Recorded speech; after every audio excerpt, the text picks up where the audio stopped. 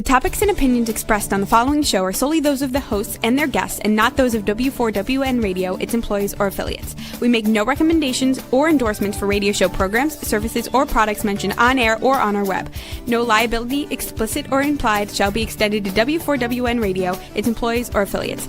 Any questions or comments should be directed to those show hosts. Thank you for choosing W4WN Radio.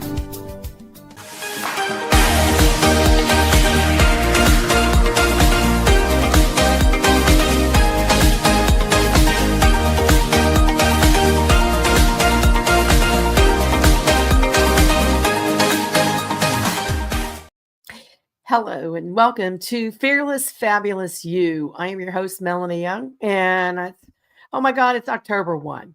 Gosh, where did September go? And why am I still in summer clothes? I live in New Orleans. It's still hot. It's probably hot where you are because it's hot everywhere.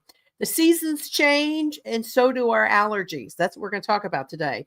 My voice is a little scratchy. Why? Because I have seasonal allergies, so I'll be sipping. And my favorite multi-smug. And so that's what inspired me to do the show because I never had allergies as a child. Okay. I never had allergies as a child. My mother was riddled with them. And as I have grown older, I seem to develop more. But what's really, really weird is they are definitely changing and evolving throughout the seasons. Now, New Orleans seems to only have 2 seasons, hot and hotter. But when I lived in New York, I was plagued with allergies up there and went to an allergist who said, you're basically allergic to outdoors, which I thought was funny because growing up in Tennessee, I had no issues with allergies, which made me wonder, are allergies not only seasonal, but geographically specific? I have a world, and do you get more when you age? Because I think I'm in my 3rd phase of menopause officially now. So I have all these great questions and a wonderful guest, an expert on this topic to discuss it with me and hopefully help you if you're having the itchies and the twitchies and the make you feeling bitchies, which I have all the time right now. We're going to be talking with Dr. Payal Gupta, who has extensive work in the field of allergies, asthma, immunology, and ear, nose, and throat. I think I go to all those right now. She is affiliated with the great Mount Sinai Medical Center in New York City, where I used to live, and SUNY Medical Center in downstate New York, which I think I also used to live there too, because I lived in the Hudson Valley. So I miss New York more than anything right now because autumn in New York is beautiful. So I'm happy to talk to someone from New York and most importantly, talk to Dr. Gupta about allergies. She is also part of the medical team or advisorship of the Allergy and Asthma Network, which is a nonprofit organization, an advocacy group that helps about 60 million Americans who suffer, and the word is suffer, with allergies, because some 60 million people in the United States have some kind of allergy. So you're not alone. So that is a great site. I'll throw out the website now so you have it. It's allergyasthmanetwork.org. I've actually had guests on my show from this organization in the past, but it's time for a refresh. So Dr. Payal Gupta, welcome to Fearless Fabulous You. I hope you can help sort these things out. Thank you so much for having me. I'm excited about this topic. It's definitely near and dear to me. I have a lot of allergies. I have allergies of my eyes and nose. I have asthma and I have eczema. So all of these things kind of come hand in hand. And I'm happy to talk about it in the context of women and aging and all of these things that we're all going through. Well, let's get to first of all, there's like 2 big categories of allergy. So let's explain what an allergy is versus something else like asthma or irritation. That's important. Yes. So, when people talk about allergies, there are 2 different types of broad categories. There's environmental allergies, and that's what gives us that runny nose, itchy eyes, can lead to allergic asthma. So the coughing, wheezing, those kind of things, and even eczema. And that is separate from food allergies. So food allergies, of course, everyone's heard of people who have peanut allergies, shellfish allergies, other tree nut allergies. Really, you can be allergic to any food. And so those are two totally distinct, separate entities. And then there's also insect allergies. So you can be allergic to bees, wasps, anything like that. And there's medication allergies. So there's a whole host of things that we can be allergic to. I'm just wondering, are allergies diagnoses on the rise? Are more people getting allergies because the world is changing and the climate is changing? Absolutely. So in the context of seasonal environmental allergies, people are getting sensitized. And what that means is that, when you move from one location to another, that environment is new to you. And so every season you're getting exposed to that environment and your body is trying to figure out, do I like this or do I not like this? And in that sensitization process, we're also getting exposed to more and more pollen, because as the CO2 levels rise because of global warming, we're seeing higher levels of pollen and longer pollen seasons. So all of that contributes to more people with that runny nose, itchy eyes, and difficulty breathing. I think this is so interesting because, as I referenced, I've moved several times. I lived in Manhattan. I've lived in upstate New York in the Hudson Valley, which is very rural. I've lived in Tennessee, and now I'm in New Orleans. And I've traveled extensively and gotten serious allergic reactions when I've traveled. It definitely feels environmental as well. So we've talked about climatic and the pollen changes, but how does it also change maybe environmentally? And how do you know what to do about that? And we have a lot of mosquitoes down here. And every time, I have to practically wear a thing over my head to go out. Yeah, so mosquitoes are interesting. Everyone is sensitive to that toxin that they release in our body. And so it's a substance that they release in our body that we're all sensitive to. Some people are more sensitive than others. Technically, there aren't too many people that have had an anaphylactic allergy response to mosquitoes, but people do get really large local reactions. So that's mosquitoes. As far as environmental, when I mentioned environmental allergies, I didn't talk about what we're talking about. So we're talking about pollen allergies. Mm-hmm. In the springtime, that's tree pollen that's released. In the summertime, that's grass pollen that's released.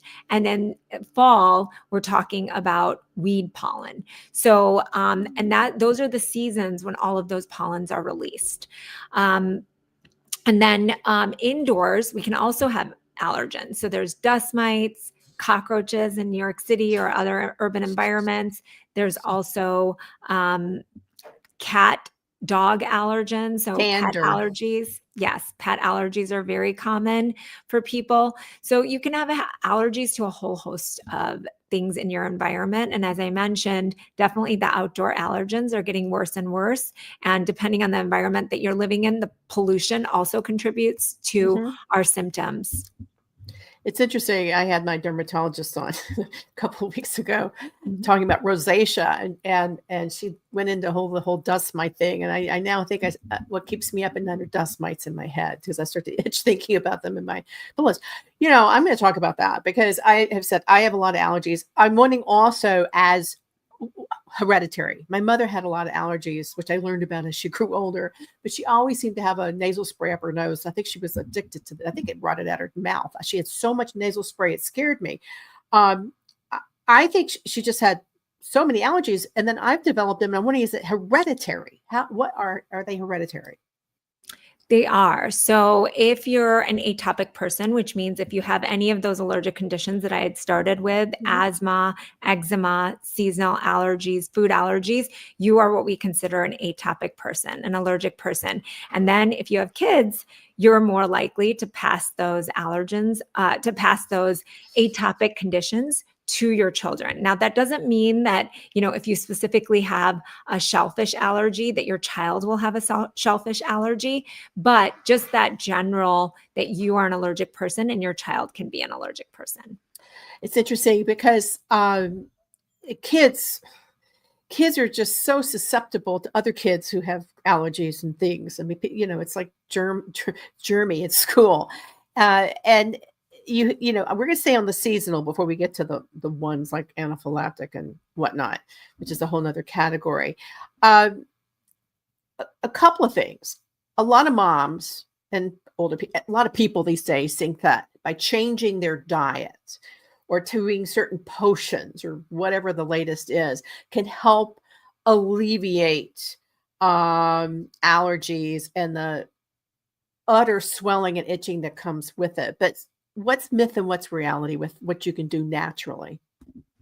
So something that I hear often is the local honey myth. So a lot of people will start eating local honey to try to get rid of their seasonal allergies. And the way that local honey, the reason that people think it may work is they think that the pollen in the local honey may help. Well, the pollen that's on worker bees is actually from flowering plants, and it's not from the type of plants that actually cause seasonal allergies. So the type of plants, as I mentioned, trees, ragweed, and grass, those are not the type of pollen that bees naturally go to. And so on their legs, you're going to find flowering trees, and flowering trees don't cause allergies. So local honey will not help, and ingesting pollen does not help. There is something called allergy immunotherapy, and that is when we give allergy shots, or there's a sublingual immunotherapy tablet that's also approved by the FDA that can help with allergies. And those are different ways to help your immune system see these allergens in a different way. That's interesting because I had a big bout of something in the spring, and this is interesting, Dr. Gupta. So we're talking geography. I travel a lot, so I went to Italy, and I was in Tuscany, and there's a lot of these tall, beautiful cypress trees. And every time I go there, I start coughing and wheezing and coughing, and somebody said you're allergic to cypress trees. I don't know, but it's became chronic to the point where everybody just thought I was ill all the time when I was traveling. It was for work. I've been given all sorts of allergy medications, but the problem is with them for me is they make you drowsy and make you foggy, and then you can't function. And I also wonder, I mean, obviously there's non-drowsy, but can you overdo that as well? Because like my husband and I are like popping non-drowsy generic every day because there's the itching, but can you overdo that? I mean, Yeah. So one thing that I want to mention is that there are first generation antihistamines and then there's second generation antihistamines. And what we mean by that, the first generation, the older antihistamines are things like Benadryl, or diphenhydramine is the other Right. alternative name for Benadryl. Right. That one we're really shying away from because we realize that the antihistamine properties, which is really what we're looking to target, is the histamine. That works the same in first and second generation antihistamines. So you're not getting more bang for your buck with Benadryl than you are with things like Allegra, Zyrtec, Claritin, Xyzal, all of these other medications. But what you are getting more of are side effects. So that drowsiness from Benadryl is very profound. There's also something that's called anticholinergic side effects, which is like the drying of your mouth and other symptoms related to that. And so those can be very dangerous, especially in younger populations like babies and children. They can get overdosed on those medications. And older individuals also have to be careful because of those sedative side effects. They can be at higher risk of falls and dizziness that can be very detrimental. Yeah, that was a concern with my mother because she was on all this stuff and she did fall.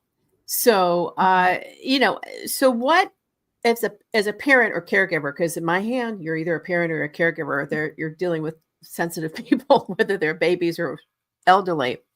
What should you consider or talk to the pediatrician or the senior care the primary care physician about? Because inevitably there is going to be sensitivity. I mean, the older you get, you become more sensitive to everything, and the younger you are sensitive to everything. What should be the discussion and questions to ask your doctor?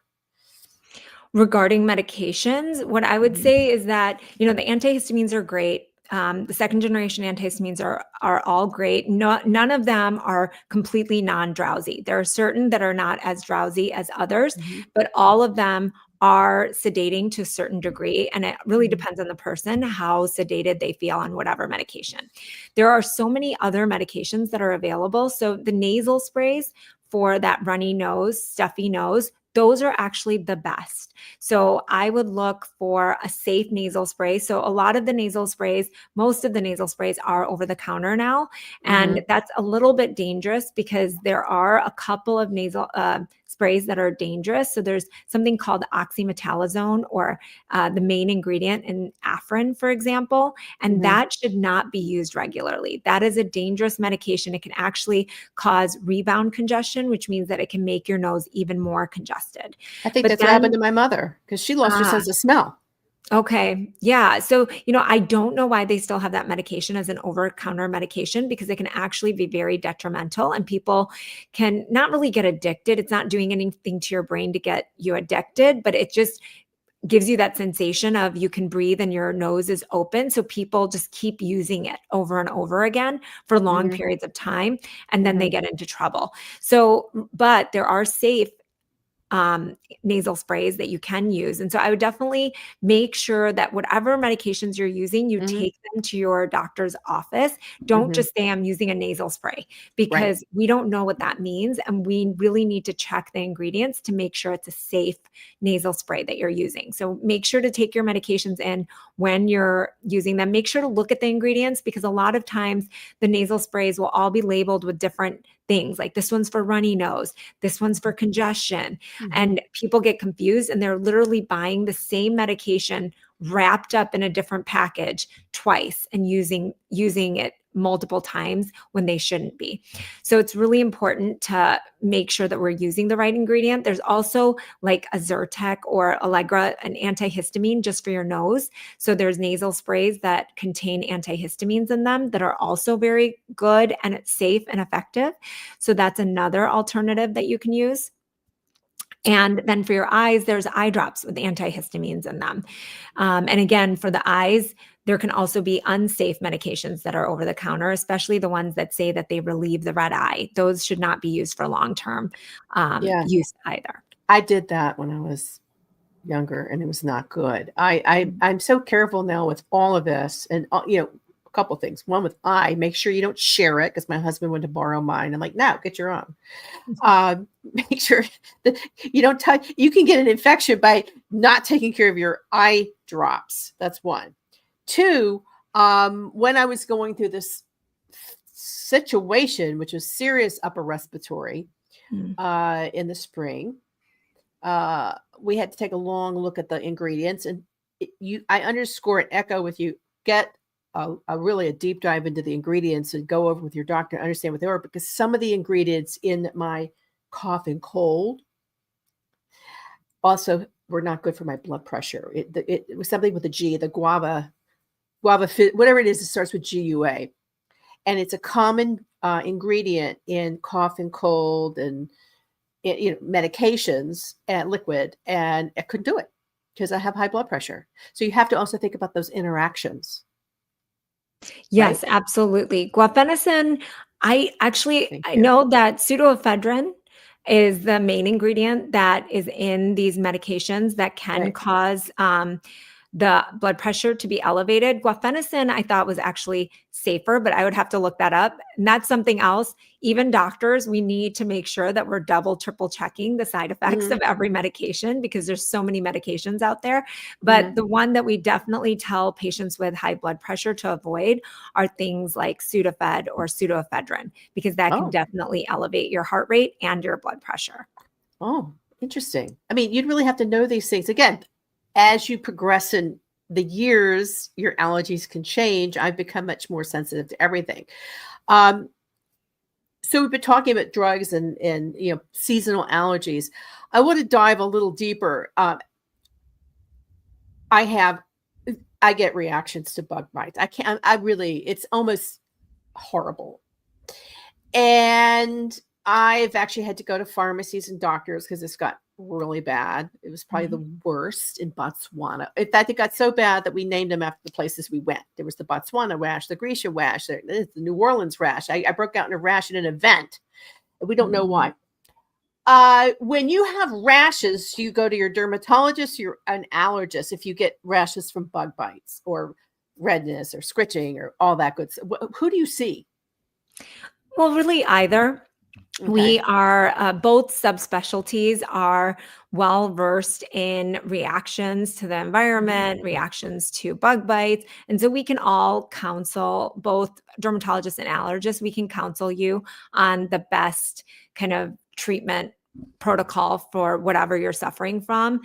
Maybe Mhm. you have underlying eczema, which is a dry skin condition, and people Mhm. with eczema can have more of these kind of sensitivities to different environments, Mhm. different bugs, things like that. And so that might be what's going on, especially when you're traveling, you're staying in an alternative environment, right? And Yeah. so, like you mentioned, the dust mites, like maybe you are sensitive to dust mites. And, when you're staying in a hotel, you don't know how well they're taking care of those sheets. So it can be an issue for some people, and some people travel with their own pillowcases. Some people travel with their own pillows. So it really just depends on the severity of your symptoms and what you're willing to do or need to do in order to stay comfortable. It's interesting. A couple of things if you do have itchy, obviously don't scratch. Scratching makes it worse. And I scratched yesterday and started to bleed. It's because I've got thin old lady skin. What can you do when you're having an allergic, a topical allergic reaction? I mean, the old days, they used to pepper me with calamine lotion, so I look like a pink platypus. But and then I get also like somebody sent me magnesium. It's like this will get rid of the dust mite. What's real and what isn't in terms of the reactions? Yeah, so topical treatments for any kind of what we call dermatitis. So, dermatitis is inflammation of the skin, and it can be Hmm. related to so many different things. Really, it depends on sometimes it depends on what's causing it and how frequently it's happening. But we have steroidal, which means steroid topical Hmm. medications. And we also have non steroidal topical medications now. And we have a whole host of those.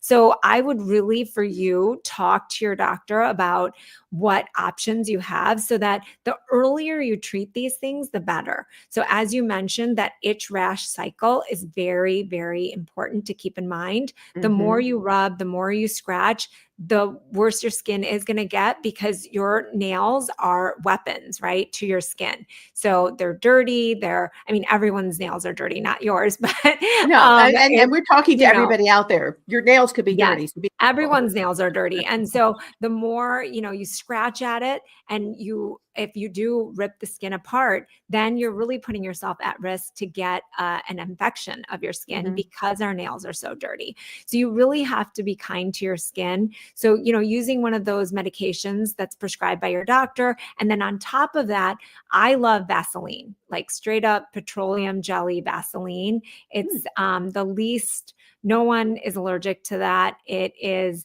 sticky, but it's also great to protect your skin and to help in the healing process.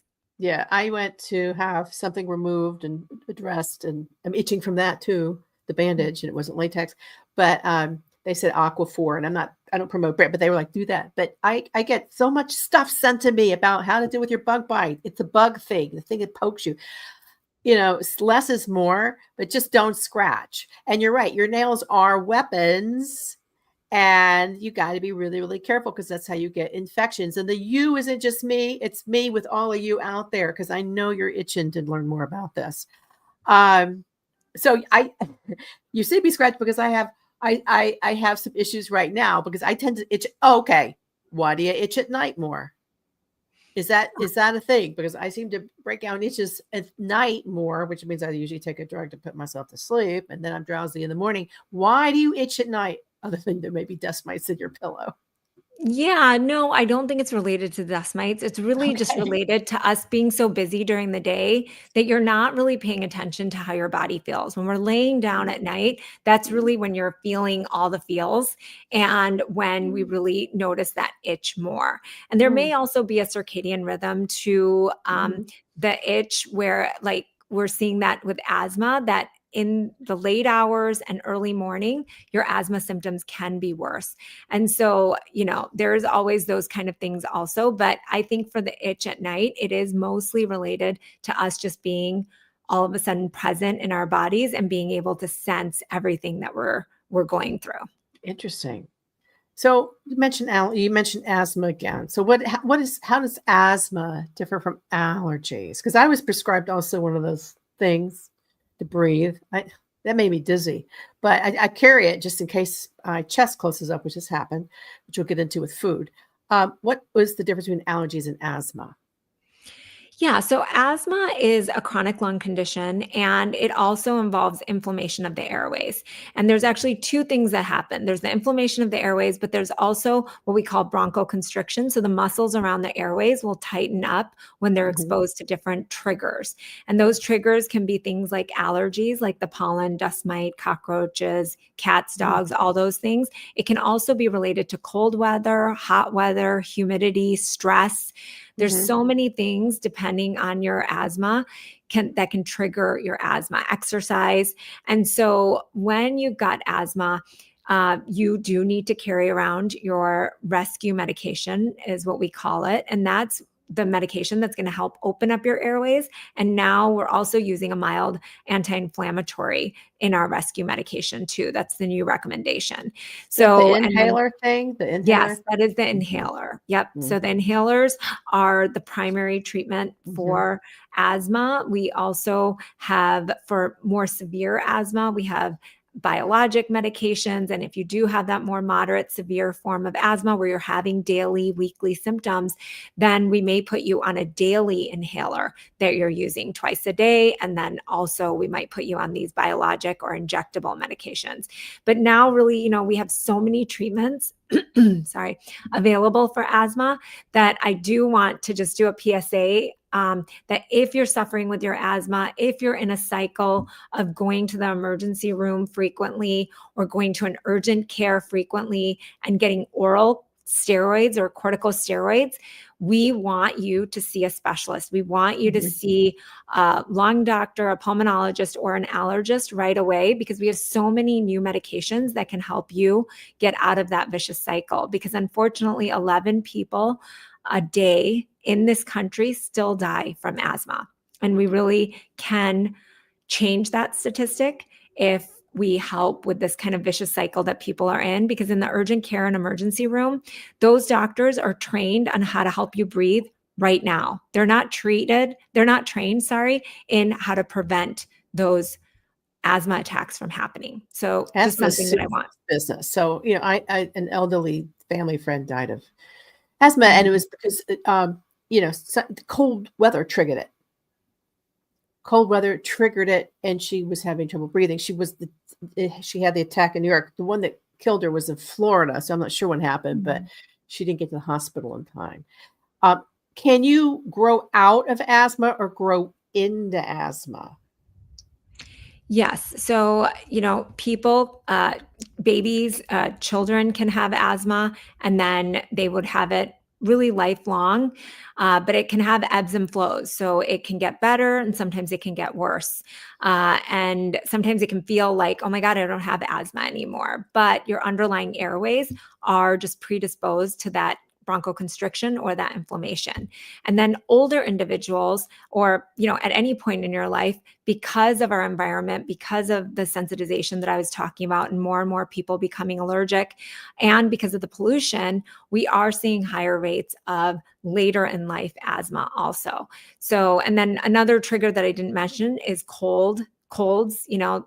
So flu season right now is Mhm. upon us, and so colds can also trigger people's asthma. So it's really important to get your flu vaccine and COVID vaccine and make sure that you're fully protected for the season. I got mine 2 days ago.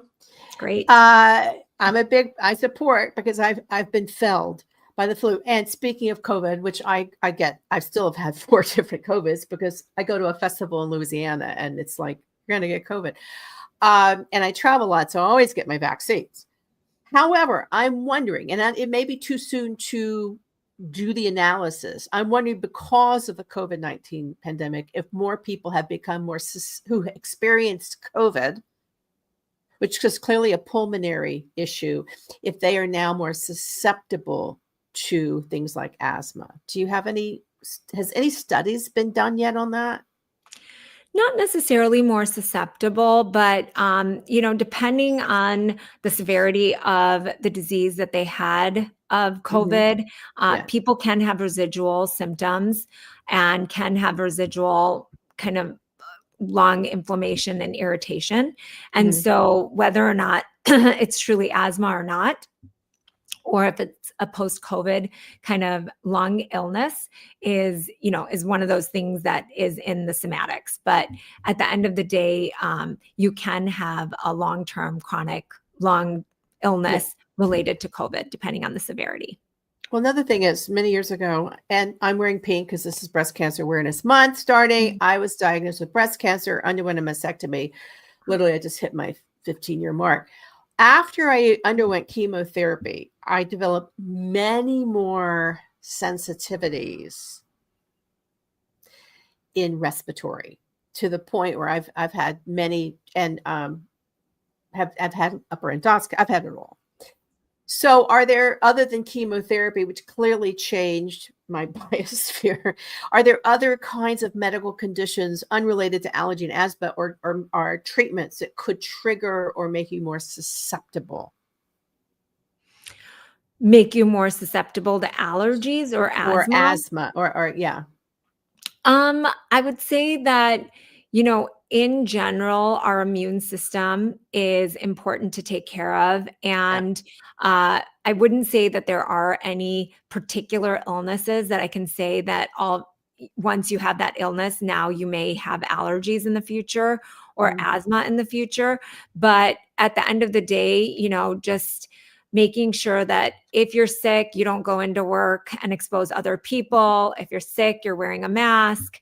If you're in large group environments and you're immunocompromised, meaning you are on chemotherapy or you are getting treatment for a cancer, then you have to be extra careful, right? Mhm. So that you don't get exposed to any kind of infections and get and respiratory illness. So yeah, I mean, I'm sorry that you went through all of that. That is a lot for your body. And those are, very heavy duty medications, and they Mhm. do kind of do a number on people's bodies for sure.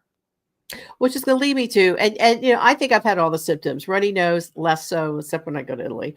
Sneezing all the time in spurts, usually the 6 at a time, coughing, redwood. You're seeing me like this because I'm itching right now, because when I was caring for my mother, I developed an itch, which I think was stress related, my nose itch. But she also had mold in her house.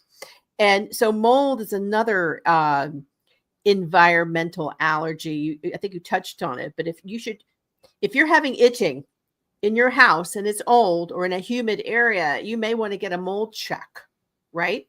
To see if there's Well, mold. that's complicated. Yeah. I mean, so, there's indoor and outdoor molds, Mm. and, how to check for mold. Obviously, if you got, I practice in New York City, so I've seen it all. People bring in pictures of really, really poor housing situations, especially Mm. the New York City housing system is terrible at Mhm. upkeeping people's homes. And it's really sad. There's obviously black mold all over, literally all over someone's home that they're living in. And mold is interesting because it can cause a lot of different symptoms and illnesses. But it really is sometimes difficult to assess for, especially if you don't blatantly see it with that black mold. The testing for it and the companies out there that test for it, it's questionable on Yeah. how accurate they are. So I don't ever want to put anyone in that path of like feeling like their environment is now mold ridden and they have to move, because that's a huge ask, and it's also really hard to remediate mold. And so we have to figure out exactly what could be causing the symptoms, especially if there's a lot of humidity. Dust mites Mhm. actually thrive on humidity. So the dust mite counts will also be really high in those environments. So it could be a combination of a lot of things. And itch in general, as you mentioned, can be caused by multiple Mhm. factors. So Mhm. it's not always environmental, it can be internal. So, there's a condition called chronic spontaneous urticaria. People will get itch and hives and sometimes even swelling of their eyes and face. And that's an internal process. It's not an external process. So they're getting those hives and itching related to kind of their immune system reacting and releasing these chemicals that are causing the hives to appear. And so there's so many different things that are going on in our bodies. And so if you're suffering with any of these things, you really just want to touch base with a doctor. And if you're able to, a specialist, if you're really suffering and have been dealing with symptoms for a while. You know, I couldn't agree more. My husband, who is Mr. I know how to fix this. He's not a doctor. He didn't graduate college. Okay. But his mother, who was apparently not a doctor, but was brilliant and never went to a doctor. I was itching from just whatever happened to my back the other night. It was probably a reaction to one bug bite. And he gave me some square soap that his mother gave him for probably when he was a kid that he still had with him for poison ivy called Phelps. It was with an F. He's like, this will cure it. You know, go to a doctor. Don't have wellness people and your husband or your mom who never went to the doctor, or my mom who would just say, take one of my drugs. Don't do it. Go to a doctor.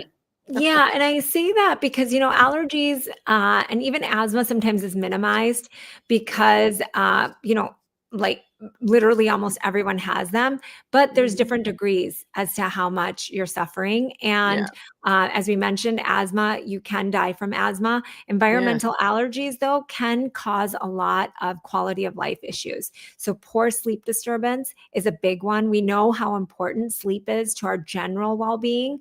And as you mentioned, the next day being groggy means that you're irritable, you're not functioning well, you can't be a good wife, partner, driver, mom, yes, driver, just overall your functioning is compromised. So it's really important to remember that allergic disease can really hurt people. And for some people, it's year-round symptoms. So to get that properly managed is actually very, very important. Yes, you don't want your quality of life because it could affect what you want to do in life. I have a friend who won't go to anywhere where there's humidity because her hair will blow up.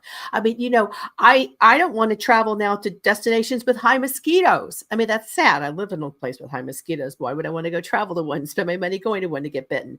But you shouldn't live like that. I want to touch on the other category while we have the time of allergies, which could be life-threatening. Okay. Food, insect venom, latex, and medication. Okay, let's start with what you need to have ready to give to your doctor at all times and in case of an emergency, your list of allergies and understand fully what they are. Let's talk about that because this could be life-threatening. Yeah, so food allergies, are a big problem in Western countries.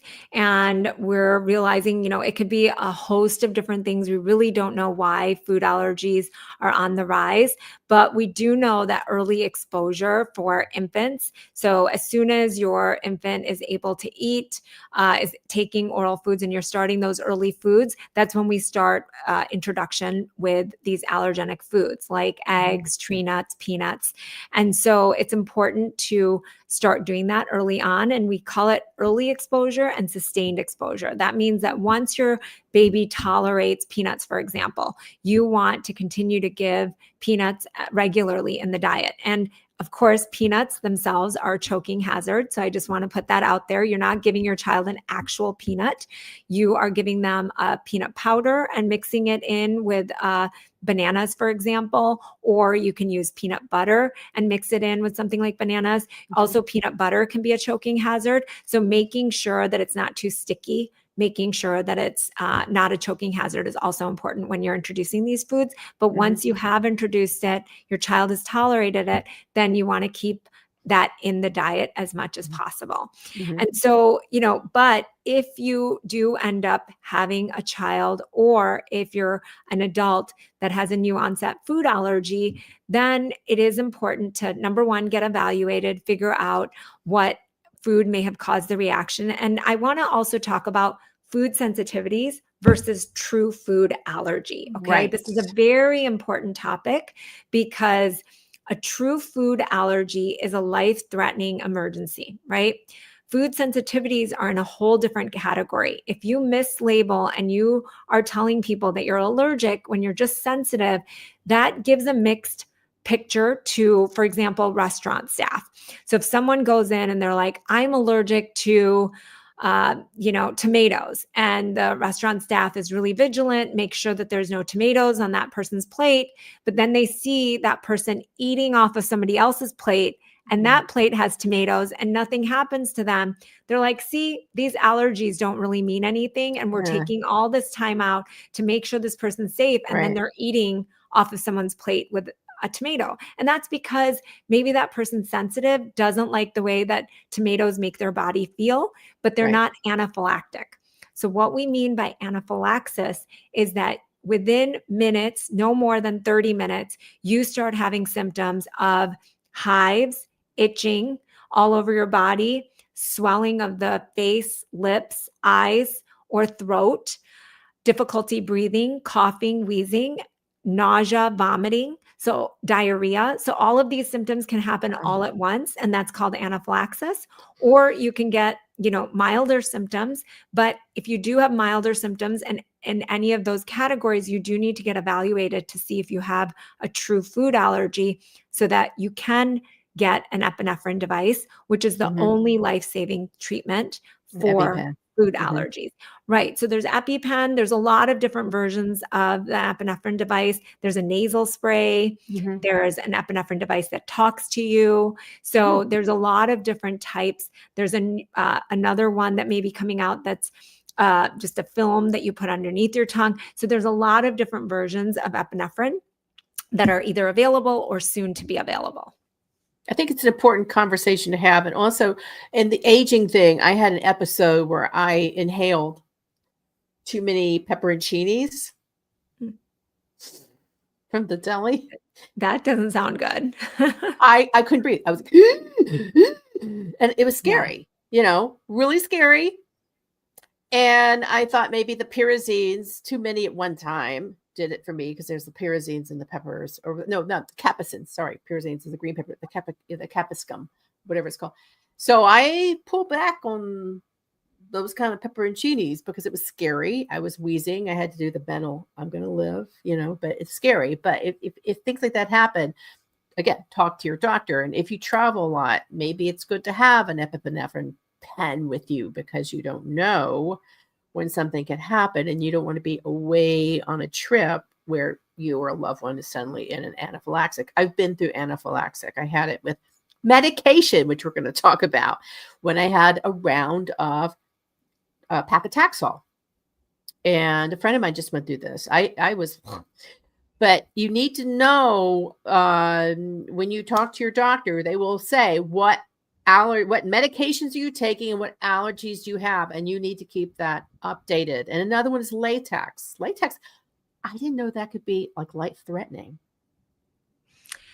Latex allergy, if you're getting a procedure and they use some sort of a latex device, then you could potentially have a severe reaction. But just using like a latex Band-Aid, you shouldn't have an anaphylactic reaction of any sort. But if it's introduced to your body in a different way, it could have the potential, I'm sure, of causing a more severe reaction. And I do want to just roll back a little bit. Epinephrine, carrying an epinephrine device can actually cause a lot of anxiety for people. So I just want to make sure, that's why it's so important to figure out if you have a true food allergy or if it's just a sensitivity. Because when you have a true food allergy, of course, it's life-threatening. People are scared for their lives, right? When they go out to eat, they're worried that someone's going to make a mistake and put their food allergen into their food and that they could have a reaction. And so in those situations, that's very anxiety provoking. And we know that the mental health outcomes for people with food allergies is not that great. People are worried. They're constantly worried. And we really have to help them through that and to relieve their anxiety and to help them understand that they have the treatment that they need in case they were to be accidentally exposed to their allergen. But I'm saying all of that just to say that having an epinephrine device can cause anxiety for people. So if you all of a sudden think, I had this reaction to the capsicum and now I'm worried that I could have another life-threatening reaction, inadvertently that can cause a lot of anxiety. So that's why it's really important to get a full evaluation, really talk to a specialist, understand, are you truly allergic, or was this something else that happened? Did it go down the wrong tube? Was it just, the smell that was causing your airways to react and get sensitized? So what was it that, may have happened during that reaction? And, if we have testing available to that particular food, then your allergist would be able to test you either via blood testing or something called a skin prick test. Points well taken. But if you are traveling, and many people are traveling, or your kid's going to school or going to college, and they do have anaphylactic potential, what would you recommend? What are the key things you need to consider? Oh, yes. I mean, then 110%, you need to always have your epinephrine device no matter where you are. And actually, that population of adolescents, the high school age and the college age, are the two groups that we worry about the most, because it's that period where you're finally getting that independence that, you've always longed for. And a lot of us wish that we could just go back to being children, but you want that independence. But with food allergies, it's a big task to make sure that child, that adolescent, that young adult understands the importance of carrying around that epinephrine device at all times, because you never know. No one is trying to eat the allergen that they're truly anaphylactic to. That's not anyone's goal, right? But those accidental exposures can happen. And that's the reason that we have to carry around the epinephrine device. You read about that all the time. And it's usually young people. And it's usually it's accidental, not intentional. And then you want to be able to prevent that. We're running a little bit out of time, but I would think that this also goes to insect venom. I read about that guy who was playing polo in London, and he was really famous, and the bug went into his mouth and he died of anaphylactic. I walk around now like this. I will not open my mouth when I'm taking my walks, as I'm so afraid a bug's going to go in there. So talk about anxiety, just reading about this stuff. And so I'm going to just say, how do you handle the anxiety? What is your final word to say how to handle the anxiety around allergies? Yeah, I mean, anaphylaxis is very uncommon. I feel really bad for that person's family. It's not that common to get anaphylaxis from venom or from foods. I mean, obviously the rates are increasing, but it's still not that common. So I don't want people to be worried that that would happen to them. And, we have enough things to be anxious about right now in our world. And so that's the last thing that I want for people to be anxious about. I think that, again, if you're having symptoms, if you've had a reaction and you haven't been evaluated, that's really the important thing. And even talking to a professional can help you feel better. And if you had like kind of a confusing reaction and it's kind of causing you anxiety in the back of your mind, that is truly the reason to go and see somebody, because we want to be able to help relieve your stress and anxiety surrounding that reaction and help confirm whether it is a true allergen and we can give you an epinephrine device, or whether it really isn't something you need to worry about.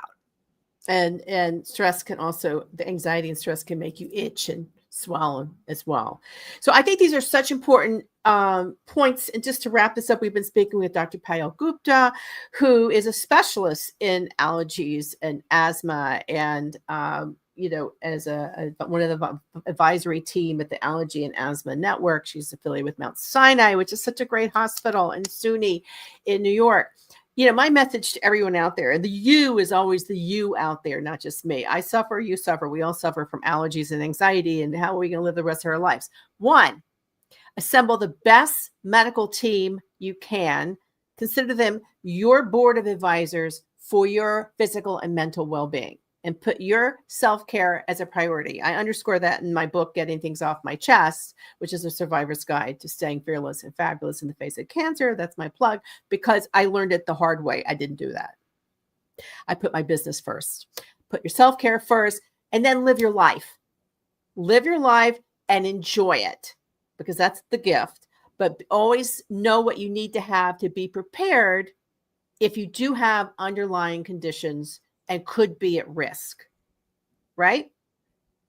Yes, absolutely. Absolutely. Having that team in place is very, very important. Yes. And, getting that care and making sure all your questions are answered is very, very important to Mhm. relieve stress and anxiety, especially surrounding our health.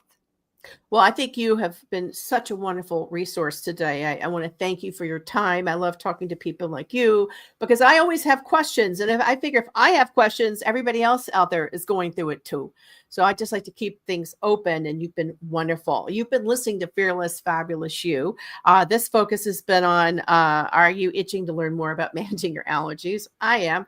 Uh, my final message is always this: you have the choice to live your life on your terms, not on the terms that people set for you. Put your self-care first, put your health first, because you only have one body and one life.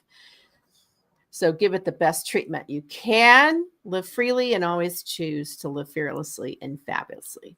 I'm Melanie Young. Thank you for joining me.